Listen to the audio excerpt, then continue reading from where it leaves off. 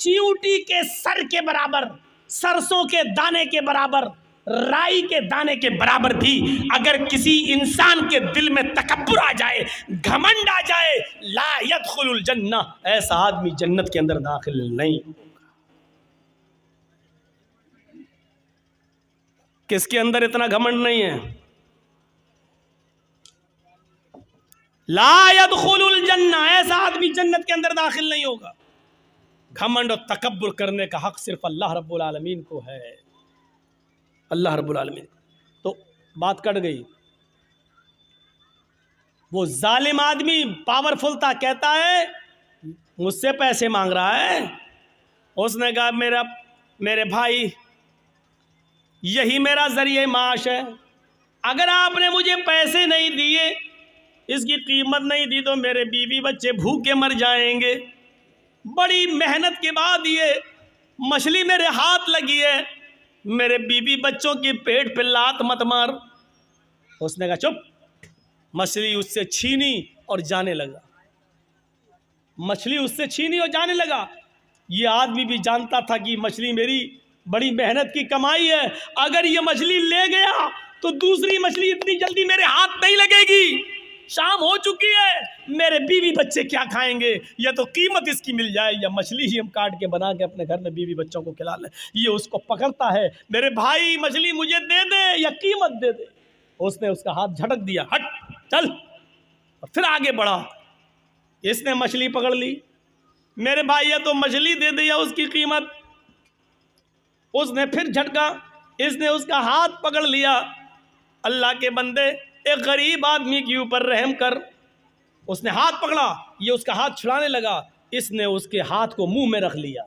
मछली वाले ने, गरीब आदमी ने मुंह में रख लिया ऐसे, और उसके अंगूठे में काट लिया ऐसे, हल्का सा काटा, अरे काटा, लेकिन ये ताकतवर आदमी था जो छीन रहा था, उसने एक लात मारी और छीन ली और मछली लेके चला गया। ये आदमी अपने घर आया, अपने दोस्तों को बुलाया, पार्टी करता है, मछली काटी जाती है और पार्टी की जाती है। यार दोस्तों ने मिलकर मछली खाई। रात में जब बिस्तर पे सोने के लिए जाता है, सुनो आए लोगों, तुमसे मोहब्बत का एक रिश्ता रहा है लाल बथानी वालों, गौर से सुनो। रात में जब बिस्तर पे सोने के लिए जाता है तो इसके अंगूठे में दर्द शुरू होता है। इसने कपड़ा अपना लपेटा, लेकिन दर्द में इजाफा होता चला गया। पूरी रात करवटों से गुजरती गई, इसको नींद नहीं आई, लेकिन रात की तारीकी में जाए तो कहाँ जाए। कभी अपनी बीवी से कहता, कभी खुद उसको अंगूठे को पकड़ता, दर्द से कराहता कराता परेशान हो जाता है। फजर की नमाज का इंतज़ार करता है, फजर की अजान की आवाज़ धीरे धीरे रात कट जाती है, फजर हो जाती है, मस्जिद के अंदर जाता है, नमाज पढ़ता है। जो हकीम तबीब मस्जिद में नमाज पढ़ने आते हैं, ये उसके पास जाता है। उन्होंने अपने घर ले गए और ले जाने के बाद उसके अंगूठे को देखा। उस ज़माने में कुछ लेप वेप लगाया जाता था, लेप वेप लगाया गया, लेकिन दर्द में इजाफा नहीं, इजाफा ही होता गया। 4-5 दिन ऐसे ही गुजर जाते हैं, दर्द में कमी नहीं होती। इसने अंगूठा फिर दोबारा दिखाया, अपने उससे भी बड़े तबीब को दिखाया। उसने कहा ये अंगूठा में इन्फेक्शन फैल गया है, जहर फैल रहा है, ये अंगूठा तुम्हारा सड़ चुका है, इस अंगूठे को यहाँ से काट दो। अगर तुमने इस अंगूठे को नहीं कटाया तो ये जहर तुम्हारे पूरे हाथ में फैल जाएगा। कोई रास्ता नहीं था। 5-6-10 दिन के अंदर अंदर ये तैयार हो जाता है कि चलो अंगूठा ही कटवा दो, कम से कम हाथ तो बच जाएगा। फिर उसने उस अंगूठे को कटवा दिया। 1 महीना 2 महीना कट गया, लेकिन उसका कुछ उन्सुर बाकी रह गया था। उसने धीरे धीरे धीरे धीरे पूरे पंजे को ख़राब कर दिया। फिर दर्द बढ़ने लगा। 3-4 महीने के अंदर अंदर पूरा का पूरा हाथ का पंजा सड़ गया। हकीम को दिखाता, तबीब को दिखाता है। तबीब ने कहा ऑपरेशन में कुछ कमी रह गई होगी, इसलिए थोड़ा सा कुछ उन्सुर बाकी रह गया, तुम्हारा पूरा का पूरा हाथ ये पंजा सड़ गया है। देखो पूरा हाथ खराब हो जाएगा, इलाज इसका एक ही है कि तुम पूरा का पूरा हाथ का पंजा कटवा दो। पूरा हाथ का पंजा कटवा दिया गया। 3-4 महीने फिर कट जाते हैं, लेकिन थोड़ा सा उनसुर फिर बाकी रह जाता है। वो पूरा पूरा धीरे धीरे कलाई तक फैल जाता है। तबीब ने कहा ये कलाई कटवा दो, नहीं तो पूरा बाजू काटना पड़ेगा। कलाई कट जाती है। 3-4 महीने के बाद ये बाजू तक जहर फैल जाता है। तबीब ने कहा पूरा का पूरा बाजू कटेगा, नहीं तो ये जहर पूरे जिस्म के अंदर फैल जाएगा। एक बड़ा हकीम कहने लगा मैं बार बार तुम्हारा इलाज तो बिल्कुल ठीक कर रहा हूँ, लेकिन पता नहीं ये जहर तुम्हारे जिस्म में ऊपर तक कैसे चला जाता है। अच्छा मुझे इस बीमारी की शुरुआत बताओ कैसे होती है। अब हकीम ने कहा मुझे इस बीमारी की शुरुआत बताओ कहाँ से हुई। उसने कहा तकरीबन 1 साल 1.5 साल पहले का वाक़या है। मैंने एक गरीब आदमी से एक मछली छीनी थी।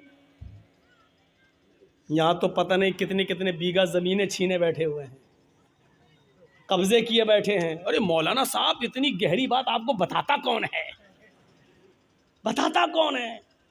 अरे कोई जिब्राइल थोड़ी आते हैं मेरे पास, आप ही लोगों में से लोग बताते होंगे।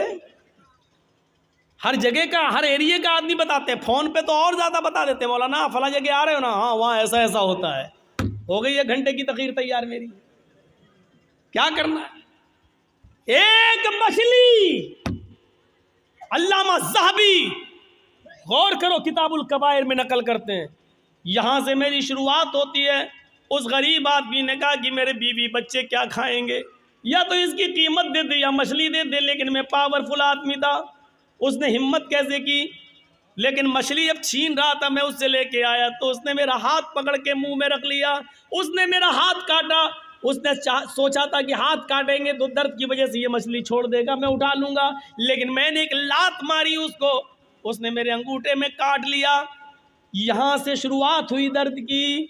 उस हकीम ने कहा सॉरी, ये बाजू तो यहाँ से कटवाई दो, लेकिन बाजू काटने के बाद भी अब ये जहर तुम्हारे पूरे जिस्म के अंदर फैलेगा। अब तुम्हारे बचने का कोई रास्ता नहीं है। अगर तुम अपनी ज़िंदगी चाहते हो, खैर चाहते हो, तो उस गरीब आदमी को ढूंढ लो और तलाश कर लो और उससे जाकर अपनी गलती की माफ़ी मांग लो। अगर उसने तुम्हें माफ़ कर दिया तो तुम्हारी बीमारी यहीं पर रुक जाएगी, और अगर माफ़ नहीं किया तो ये जहर अब बाजू कटने के बाद, हाथ कटने के बाद दूसरी जगह फैलेगा, सीने तक फैलेगा, पैरों तक फैलेगा, और एक दिन आएगा कि पूरा का पूरे जिस्म में जहर फैल जाएगा। लिहाजा अगर तुम अपनी ज़िंदगी बचाना चाहते हो तो उस गरीब आदमी से जाकर माफ़ी मांग लो। यह आदमी शहर की गली गली में ढूंढता हुआ तलाश करता रहा उस गरीब आदमी को। 1 हफ्ते तलाश किया, नहीं मिला। 1 हफ्ते के बाद अचानक उसी हाल में मिला कि वो समंदर से, दरिया से कोई मछली लेकर जा रहा था। इस आदमी ने उसको देखा और पहचान गया, लेकिन वो गरीब आदमी इसको नहीं पहचान पाया। 1.5-2 साल का अरसा गुजर गया, नहीं पहचान पाया। इसने कहा भाई मुझे पहचाना? कहा नहीं, मैं तुम्हारा मुजरिम। कहा क्या हुआ? मुझे पहले माफ़ कर दो। अरे भाई हुआ क्या? मैं माफ़ी कैसे, माफ़ क्या करूं? तुमने गलती क्या की? कहा मैंने गलती क्या की, ये मछली है तुम्हारे हाथ में। हाँ, ऐसे ही 1-1.5 साल पहले कोई मछली थी, मैंने तुमसे वो मछली छीनी थी। तुम मेरे सामने गिड़गिड़ाते रहे कि मेरे बीवी और बच्चों के पास इसके अलावा कोई दूसरा रास्ता नहीं है, लेकिन मैंने तुम्हारी एक न सुनी। तुमने मेरे अंगूठे में काटा था और उसके बाद मैंने लात मारी थी और तुम्हें छोड़ दी, तुम मछली छोड़ दिए थे और मैं लेके चला गया था। उस अंगूठे के बाद फिर मेरा हाल ये हुआ कि उस रात में दर्द हुआ। धीरे धीरे 5-6 दिन के बाद अंगूठा पक गया, अंगूठा काटा गया। फिर ये जहर मेरी पंजे तक पहुंचा, पंजा काटा गया। फिर कलाई तक पहुंचा, कलाई काटी गई। फिर कोहनी तक पहुंचा, कोहनी काटी गई। अब मेरा बाजू भी काट दिया गया। हकीम ने कहा कि जिस गरीब पे तुमने जुल्म किया उसको जब तक माफ़ी नहीं मांगोगे, वो तुम्हें माफ़ नहीं करेगा, तब तक तुम सही नहीं होगे। इसलिए अल्लाह के बंदे मुझे माफ़ कर दे। उसने कहा मैं सिद्क दिल से, दिल की गहराई से तुझे माफ़ करता हूँ मेरे भाई। मुझे नहीं मालूम था कि मेरी बद्दुआ ऐसा असर करेगी, मेरी बद्दुआ रंग लाएगी। अगर मुझे मालूम होता कि ऐसा हो जाएगा तो मैं तुम्हें कभी बद्दुआ नहीं देता। इस आदमी ने पूछा मेरे भाई क्या तुमने मुझे बद्दुआ दी थी? इस गरीब आदमी ने कहा, जब तुम मेरे हाथ से मछली छीन के ले गए, मेरे पेट में एक लात मार गए, मैं यहाँ बैठ गया, मेरी बीवी और बच्चों के पास उस रात खाने के लिए कुछ नहीं था। जब तक मैं तुम्हें देखता रहा, बद्दुआ देता रहा। आय अल्लाह, इस इंसान ने मेरी बीवी और मेरे बच्चों के पेट पे लात मारी है। आय अल्लाह, इसको ऐसी सज़ा दे जो दुनिया के लिए निशान इबरत बन जाए, ऐसी सज़ा दे जो दुनिया वालों के लिए मकाम इबरत बन जाए। मेरे भाई, मुझे क्या मालूम था, उस दिन तो गुस्से में निकल गई, लेकिन मुझे मालूम नहीं था कि अल्लाह रब्बुल आलमीन कबूल कर लेगा। सुनो, ये होती है मजलूम की बद्दुआ का असर। इसीलिए अल्लाह के नबी सल्लल्लाहु अलैहि वसल्लम ने कहा था, इत्तक़ी दावतल मजलूम, मजलूम की बद्दुआ से बचना। इसलिए कि मजलूम जब कोई बद्दुआ देता है तो उस बद्दुआ को आसमान के पर्दे भी रोक नहीं पाते, सातों आसमान के दरवाजे उसके लिए खुल जाते हैं। मजलूम की बद्दुआ, और अल्लाह की कुर्सी अर्श के पास जाने में कोई दीवार नहीं होती है। मजलूम की बद्दुआ डायरेक्ट अल्लाह के पास जाती है, उस बद्दुआ को ले जाने वाले फरिश्ते नहीं होते हैं। मजलूम ने यहाँ बद्दुआ दी, वो बद्दुआ आसमान के सीने को चीरते हुए डायरेक्ट अर्श से टकराती है, और अर्श वाला जवाब देता है, मेरे मजलूम बंदे की बद्दुआ मेरे पास आई है, इस बद्दुआ ने मेरे अर्श को झंझोड़ दिया है, यानी मुझसे इंसाफ मांग रहा है मेरा मजलूम बंदा। अब मैं ऐसा इंसाफ दूंगा उस मजलूम बंदे को जो दुनिया के लिए निशाने इबरत बन जाएगा। मेरे भाइयों, जहां सारे लोग सच्चा फैसला करने से कासिर रहें, वहां अल्लाह रब्बुल आलमीन का फैसला फिर सामने आता है। जहां कोई मुजरिम को सजा नहीं दे तो अल्लाह रब्बुल आलमीन फिर वहां सजा, फिर अल्लाह की सज़ा काम आती है, फिर वहाँ अल्लाह सज़ा देता है। इसलिए मजलूम की बद्दुआ से बचो। आप ये मत सोचो बहुत बेईमानी की कमाई से हम बहुत ज़्यादा खुश हैं और इससे हमारी कहीं ना कहीं निकलेगी। आपने अपने बच्चों के लिए कर रहे हो, और जब वही बेईमानी की कमाई आपके बच्चे इस्तेमाल करेंगे तो किसी न किसी को कैंसर होगा, किसी न किसी की किडनी फेल हो जाएगी, कहीं ना कहीं तो अल्लाह उसको वसूल करेगा, किसी न किसी शक्ल में करेगा। होना है हमारे साथ, और दुनिया में ये अंजाम दिखाएगा। देखो, या अय्युहल्लज़ीना आमनुत्तकुल्लाह हक्का तुकातिह, ऐ ईमान वालो अल्लाह से डर जाओ जैसा कि उससे डरने का हक है। ये है उससे डरने का हक, ये है उससे डरने का। वो कौन सा तकवा था कि एक चरवाहा जंगल में बकरी चरा रहा है, और हज़रत उमर अपने साथियों के साथ जंगल में से गुज़र रहे हैं।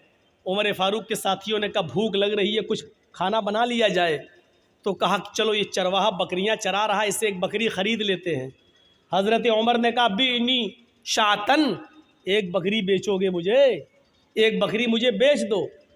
चरवाहे ने कहा बकरी मेरी नहीं है, मेरे मालिक की है, हम तो ग़ुलाम हैं, हम तो उसका हुक्म मानते हुए बकरी चराने आए हैं जंगल में। उसको मालूम नहीं कि मेरे सामने जो हस्ती खड़ी है ये 22 लाख मुरब्बा मील पर हुकूमत करने वाली हस्ती है, ये उमर है, उसको मालूम नहीं है चरवाहे।